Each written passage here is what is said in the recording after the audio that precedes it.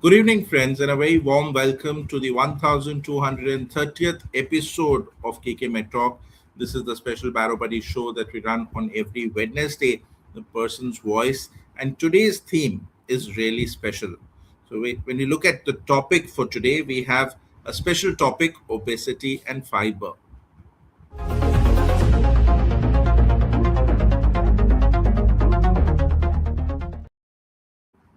So, fiber is something very, very important for our body, not only for obesity, but diabetes and multiple health benefits. So much so, it is even important to prevent cancer. But आज हमारे talk show पे हम specifically बात करेंगे fibre और obesity के लिए and we have our special guest today who is not new to all of you as audience he has been here before and I would say with his popularity we are honored to welcome again Indrajit Eswalia. He's a senior dietitian at Saket Hospital, Ambala, and also wears the hat of the prestigious honorary secretary of IPN India, the Karnal chapter. A very warm welcome to you, Indrajit. Thank you for coming again, and really looking forward to talk about and listen about fiber in especially obesity. Well, thank you so much, sir, for kind introduction. And I also would like to extend, sir, my heartful gratitude to Dr. Sanjay Kalada, sir. He is our president, IPN Canal chapter. So, for such great opportunities that he is creating by the collaboration of IPN and the KK Med Talks. And yes, I'm going to talk about today the obesity and fiber. Can I have my slides? Uh, yeah. So last time we have discussed about obesity and protein and the same sequence. Today I'm going to talk about the. I'm audible to you, all of you. Yeah. So today I'm going to discuss the topic of obesity and fiber, and as we as we know that the protein has its own role in managing obesity and preventing obesity by multiple other ways. So in the same way, fiber has the same context. Fiber plays a role in the same way. So before jumping into the topic of fiber, let's get understand exactly is obesity. So we know that obesity, if someone is having BMI of greater than 25, then we consider him as overweight or obese. And the most causes the of obesity is like dietary pattern, the way we consume these days, the very high calorie diet, energy dense, and the diet which has very low fiber content in it. So the dietary pattern that we are following these days is one of the most important reason, considered reason for the obesity. And the other reason is our, of course, is our physical inactivity in the urban settings that we perform on the day-to-day basis, that we practicing sedentary lifestyle and the low energy expenditure, as there is no as such any exercise that we are performing. So there is energy there, so there is exercise induced thermogenesis is very low, and apart from it, the NEAT, which is the non-exercise energy non-exercise associated thermogenesis, is also considerably low in the urban settings. While if we see the other factors, the genetic factors also performs a great role in the obesity,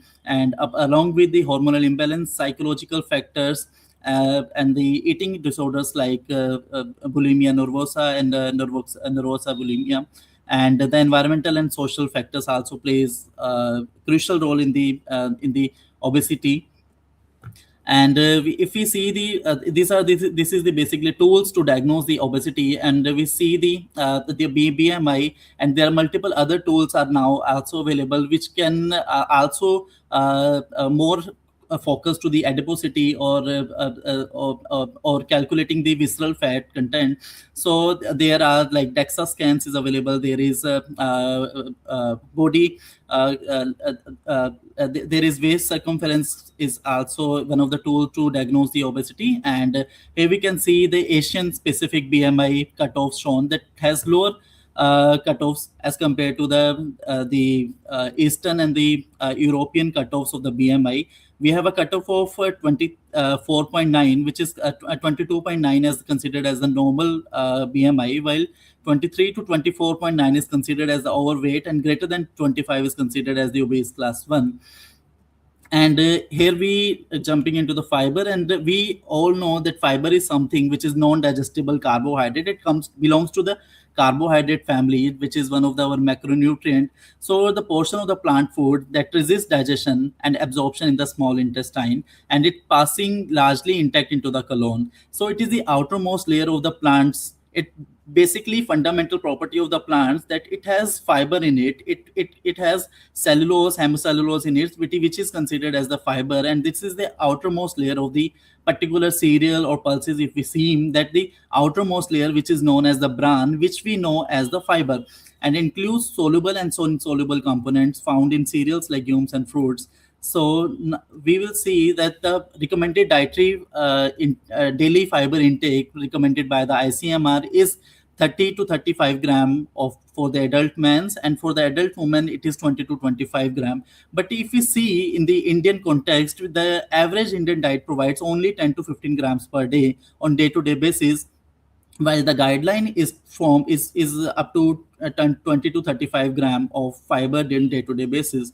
So we are mostly fiber deficient in Indian context, and there are a lot of fiber deficiency related disorders that I personally used to see in my day in day out basis. Like there are a lot of patients who are suffering from constipation. There are patients suffering from chronic constipation. There is GERD, gastroesophageal related issues or symptoms, like they have bloating issues, they feel heaviness, they feel like they have IBS related syndromes, IBS related problems as well, and the other problems like weight gain, blood sugar spikes, or diabetes incidences, and the raised cholesterol.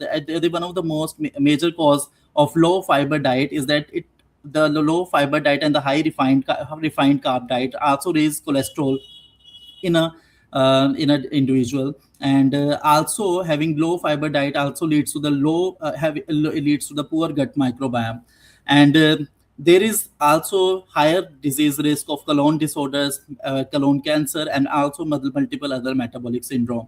So if we see the types of fibers, there is soluble fiber and insoluble fiber. There is only two types of fiber, and as its name suggests, soluble, so it is dissolved in water and forms a gel, and it is slowing down the digestion and gastric emptying, as it has forms a very thick gel-like substance. So it slowed down the entire digestion process, and also very also reduce down the gastric emptying time. It also, the soluble fiber also lowers the LDL cholesterol by binding through the bile acid which is produced by the liver and excrete out from the body. So same way, this cycle keep on moving, and it helps to lower down the LDL cholesterol. And if we see, it also helps in regulating the blood glucose and managing the diabetes risk as well. We always see that it offers better gastric emptying time, and it also slows down the digestion. And the same way that the fiber that water the fiber, the soluble fiber forms a thick jelly like a jelly like substance which resists down to release the glucose. And so very gradually releases the glucose, as compared to those who consumes very high carb diet or a very high refined carb diet. So there is very high blood glucose spikes, as compared to the those who's consuming a high soluble fiber diet. So the soluble fiber found in oats, barley, apples, citrus fruits, guava, legumes, and chia seeds. And the insoluble fiber, if you see, it doesn't dissolve in the water, and it adds bulk to the stool. And it has also a very great importance, and it adds bulk to the stool, and it speeds up the transit through the gut. So those who are suffering from the constipation issues and the gut related issues, the insoluble fiber is also very important for them, and it prevents the constipation. And it found in the wheat bran, vegetables, in some seeds. And the fiber classes, If we see, there are almost six classes of fiber. And if we see, it's the cellulose, hemicellulose, pectins, lignins, beta glucans, and gums. These are the classes of the fiber.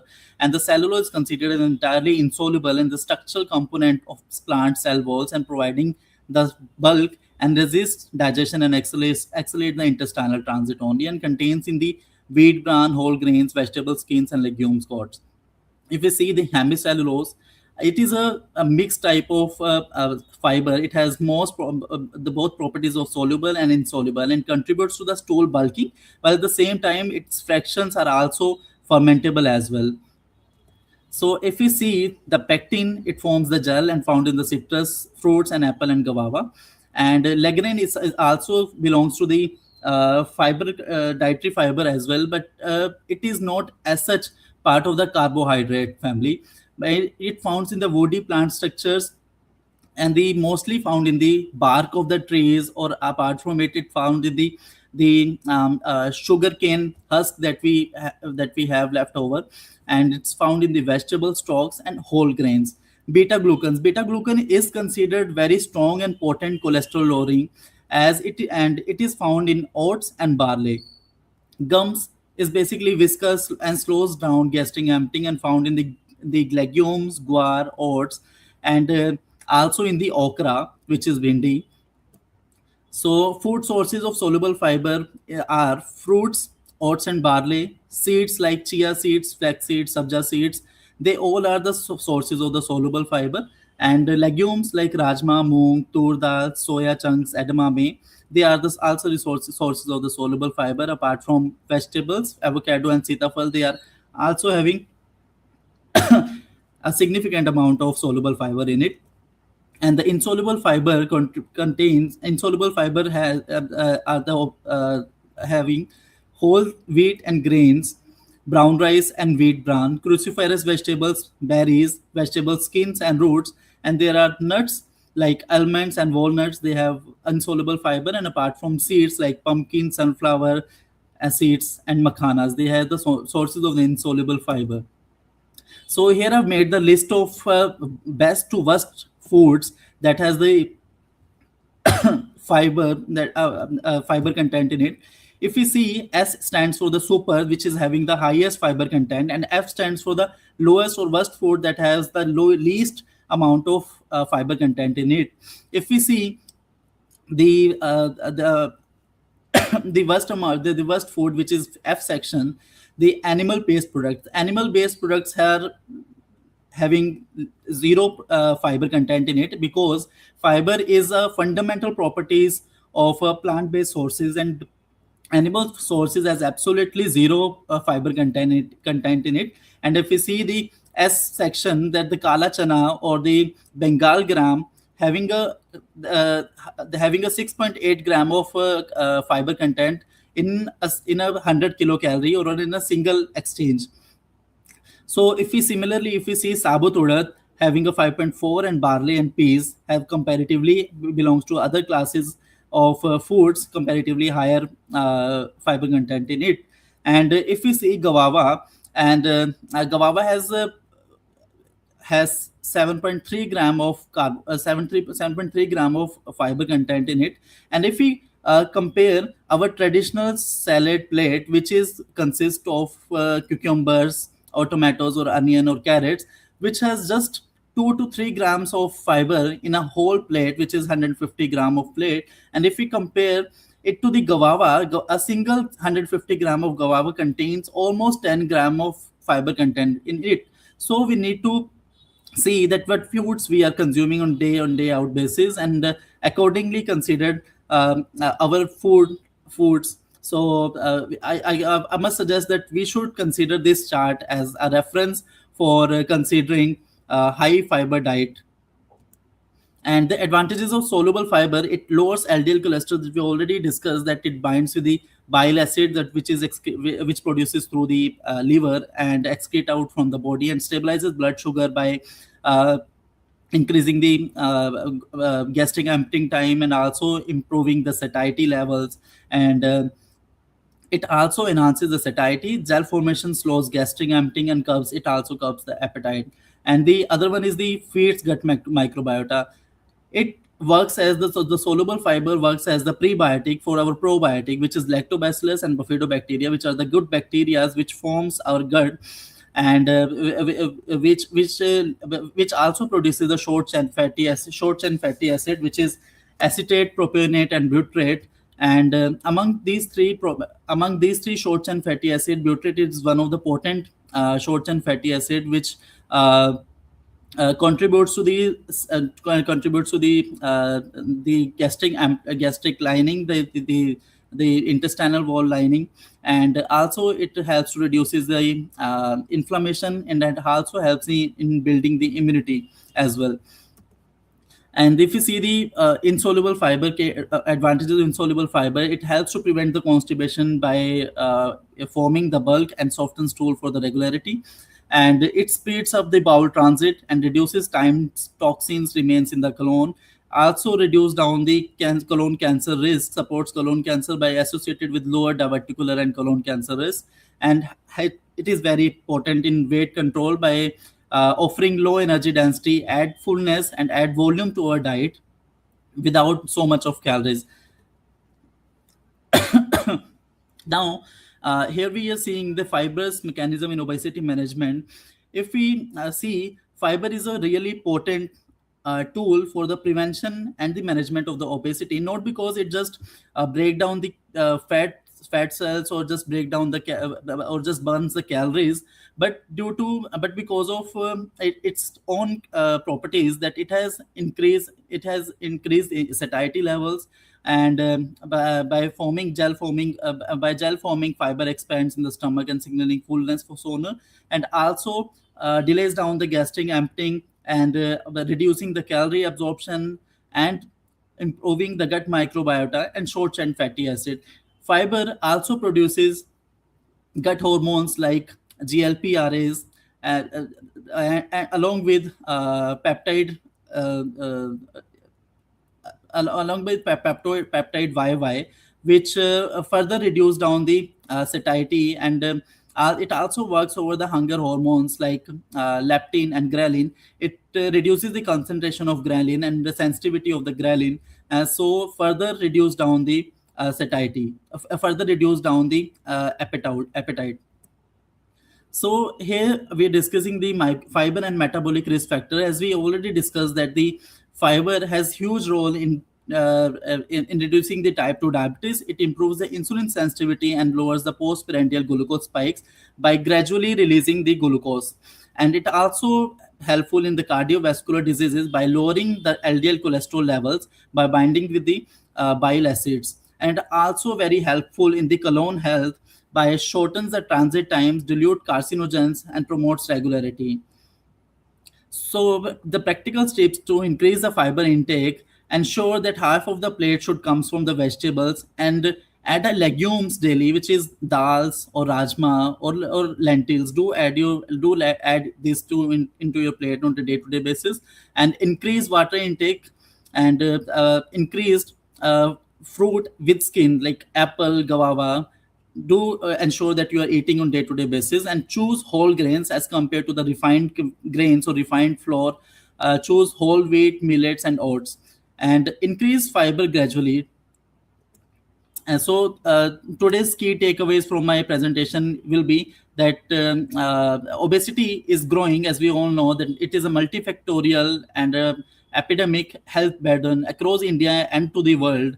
And but fiber and protein could be the one of the potent prevention and and the management in the obesity. And fiber is most under consumed in typical Indian diet, and average intake is well below recommended levels. And both soluble and insoluble fiber play distinct, well complementary roles in the weight management.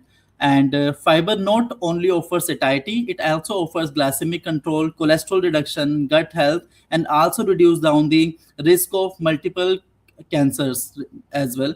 And the use of SABCDF framework to consciously choose higher fiber foods really.